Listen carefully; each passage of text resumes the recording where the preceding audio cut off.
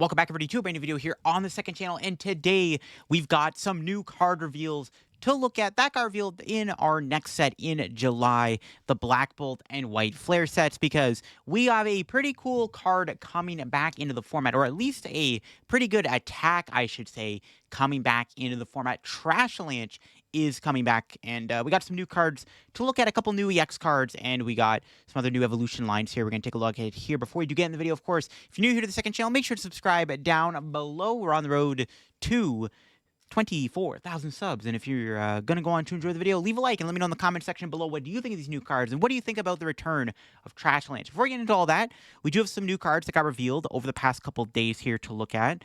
We'll start off with a new Chandelure line. So this new Chandelure's got the attack Explosive Flame Pillar. Does 50 damage.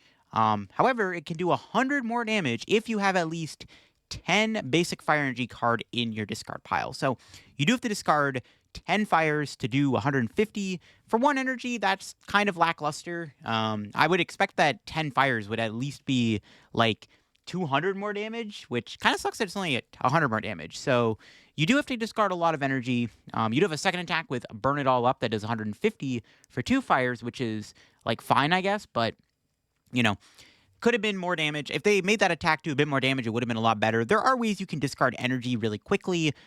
There's Rev-a-Vroom, Brilliant Blender being a pretty good A-spec, Cycling Road, Stadium card, stuff like that, Earthen Vessel, to find the energy. But overall, kind of a mediocre card. It just, if that attack did more damage, I could see this actually being like kind of cool for Bad Deck Friday. But Chandelure, unfortunately, is kind of mid.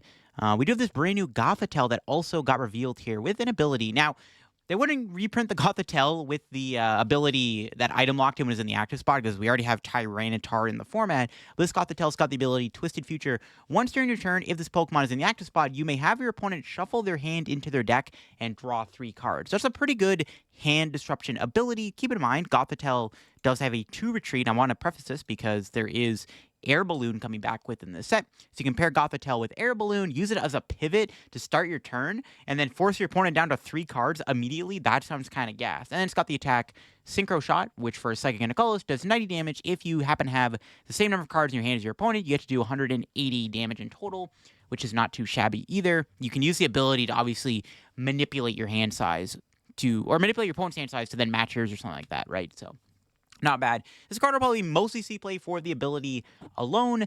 It is a stage 2, which is the only downside about running this Gothitelle. You do have to play cards like Rare Candy to get into play, but it's definitely not a bad card. That ability is pretty strong, and, you know, we haven't seen an Iono reprint yet. If Iono does rotate next format, and we don't have hand disruption in the format, this powerful, I should say, right? Gothitelle could be pretty good as a way to disrupt your opponent's hand. It's a bit early to tell, because you never know what could happen, you know, with the next couple sets we get before rotation, but I wanted to highlight that. But this card's not bad. I think the ability is pretty disruptive. Putting your opponent down to 3 cards is good, and I feel like with the lack of draw engines right now that decks have, it's not terrible. Like, this plus, like, Countercatcher Kill Fez sounds kind of dirty, right? All right. We got a brand new batch of new cards revealed, a Keldeo EX, a Genesect EX, Swords of Justice, and some fossil Pokemon cards from the Black and White set. So we have this new Verizion here that got revealed. It's got the attack Giga Drain that does 30 damage. You heal from this Pokemon the same amount of damage you did your opponent's active. 30 for 1 mid. You got the attack Emerald Blade that does 130 damage. Then it can't attack next turn. Pretty mediocre card, nothing too crazy. At this point, Iron Leaves is just better, bro. They made the future version of Verizion just a better card. But this is where things get interesting. So we got Antique Cover Fossil, which evolves into Tirtuga. Tirtuga has the attack Ancient Debris. For a water energy, you do 30 damage for each item card in your opponent's discard pile. Boom! Trashalanche is back. Kind of. I say kind of because, 1, it does more damage, which is a huge upgrade. Trashalanche before only did 20 damage for each item card in your opponent's discard pile. Tirtuga does 30 damage, which is quite a significant buff. And the other thing about Tirtuga, however, the reason why it's slightly different, it evolves from a fossil. So it's not the same as evolving from a Trubbish, right? If they just reprinted literally Garbodor or Trashalanche, you could play the Trubbish with Buddy Poffin. So they kind of nerfed but buffed Trashalanche at the same time by making it on a fossil Pokemon, which you can't find the fossils with Buddy Poffin. But the Tirtuga does more damage. But here's the other thing. So, well, Trashalanche is a very good attack. So, when Garbodor came out, for people that don't know, when Garbodor came out in the Guardians Rising set back in 2017, it changed the way the game was played. Because before that, every deck was playing all these broken item cards. You know, you had an Ultra Ball, Max Elixir, VS Seeker. I don't know. There's a lot of items. Like that back then, items were like insanely popular. Like every deck played a ton of them. So when Garbodor came out, immediately the way the game was played was completely flipped on its head. Because all of a sudden now, every deck was playing Garbodor. Like Drampa Garbodor was getting popular, Garbodor Espeon. Like every deck was trying to play Garbodor because they were trying to punish decks that got greedy by playing a lot of items. Because back in the early Sun and Moon era, there was a ton of powerful item cards. And like decks would spam them. So Garbodor was printed as a way to keep those in check. The format got flipped on its head because now all of a sudden you had to play the game very differently. You got punished for playing too many items in a single game because all of a sudden this one prizer was blowing up your board for 1 energy. Garbodor was a great card for the game. It changed the way the entire game was played. Tirtuga probably won't do that right off the bat. I think this attack is very good for the game. Despite the value of this card being a little bit lower right now, Tirtuga is still pretty good. Now, there are a lot of good items in the format, don't get me wrong. I think this card probably would have been better, honestly, in the prismatic meta we had before rotation. I think this card would have been very good in that format. But in this meta, it's still decent. But because of Budu, I actually think this card kind of not sucks. I don't want to say it sucks, but I feel like this card is a lot weaker because of Budu. I think Budu kind of gatekeeps Tirtuga's potential because every deck now is trying to build around Budu, so now they're naturally playing less items in their deck, but they're also naturally literally playing less items in a game because of Itchy Pollen, right? So kind of unfortunate that it got printed in the same kind of meta as Budu being really popular. You know, Budu is a good card. I don't know what to tell you. This is a meta-changing card. Budu is literally Garbodor. It was for the Sun and Moon era, so it is kind of sad. I do think this card will be good at some point, especially, you know, it's still early, but by the time, you know, in a year from now, we could be in a format where item cards come back in a big way, and this could change the format because we have Trashalanche in the format. I think right now, this card won't see that much play because of Budu. I think Budu kind of gatekeeps this card. I mean, there are really good cards, right? There's Rare Candy, there's Ultra Ball, there's Nest Ball, there's Buddy Buddy Poffin, all those cards are seeing play, but because of Budu's dominance, less decks are relying as heavily on items right now. Even though, like I said, Night Stretcher, Super Rod exists. I'm trying to think of other item cards that are impactful. Obviously, Rare Candy is a big one. I might have already said that. What else? I don't know. There's a lot of items, though. But at the same time, there's not a lot of items because of Budu. So we'll have to see. Maybe when Budu rotates, this card will actually be a lot better. That's maybe my hypothesis. But I think at some point this card will be good, just not right away. I don't think this card is going to be that playable right off the bat. I think it's going to take a bit and the format to change a little bit and for certain cards to leave the game for this card to probably be a lot stronger. It will be good against turbo decks, though, I want to say. Like against like Raging Bolt and Goldango, stuff like that, like fast decks that rely heavily on like items to like set up. This card will probably be a lot better in those situations, but against decks like Dragapult, this card probably won't be very good against Dragapult. Probably won't be very good against... I mean, okay, maybe okay against Gardevoir, because Gardevoir does play, like, for research, and they do play Vessels and stuff, but that was another item I forgot to mention, Vessel. But yeah, you get my point. This card probably won't be that impactful right off the bat. Still pretty good, though. Not bad. It'll probably see play still, but it just won't be as game-changing as Garbodor was because of cards like Budu and the way decks are being built right now.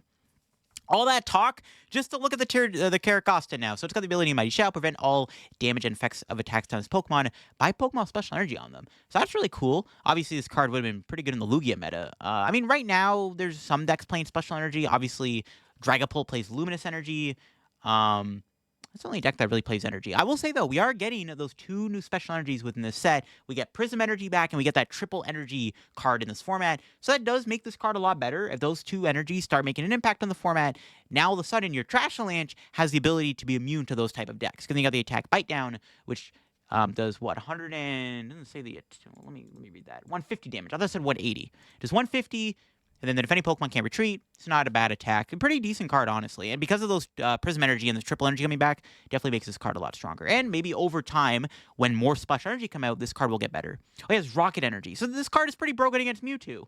All right, yeah, they have Rocket Energy. Yeah, it's pretty good. All right, we got a brand new EX. We got Keldeo EX. Is this card going to be as good as the old Keldeo EX from the Black and White era? Well, it's got 2 attacks. You got Gale Thrust for Water Nicolas. Does 30 damage. If it moves from the bench to the active this turn, you get to do 90 more damage. So 2 for 120.